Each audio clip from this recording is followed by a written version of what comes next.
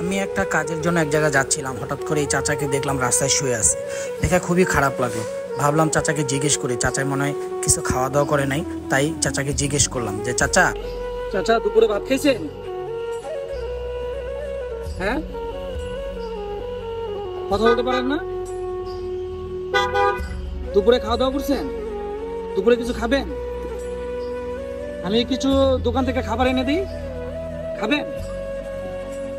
চাচা আচ্ছা আমি নিয়ে আসি। হ্যাঁ, আমি একটা রুটি নিয়ে নিলাম, বাটার বন, পানি নিলাম, ঠিক আছে, ফ্রেশের পানি, কলা নিলাম। আসলে আমি তাৎক্ষণিক যতটুকু পেরেছি ততটুকু ব্যবস্থা করেছি। চাচার জন্য নিয়ে আসলাম। চাচা এই যে, চাচা আপনি কি খেতে পারবেন? আমি খাওয়াই দিব, খেতে পারবেন? হ্যাঁ আচ্ছা আমি দেখি, একটু ট্রাই করে দেখি খাওয়াই দিতে পারি কিনা। চাচায় উঠে বসতে পারতেছিল না, ওনার পায়ে হয়তো ব্যথা আছে।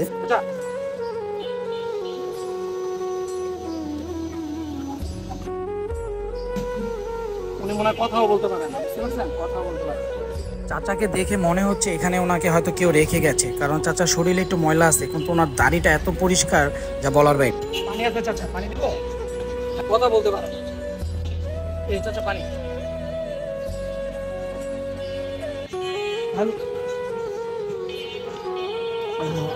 খাবেন না?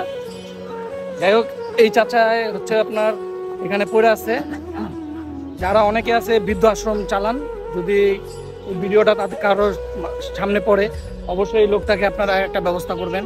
উনি খুবই অসুস্থ, হাঁটাচলা করতে পারে না, পায়ে ব্যথা।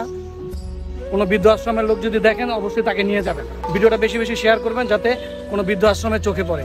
ভালো থাকবেন, আসসালামু আলাইকুম।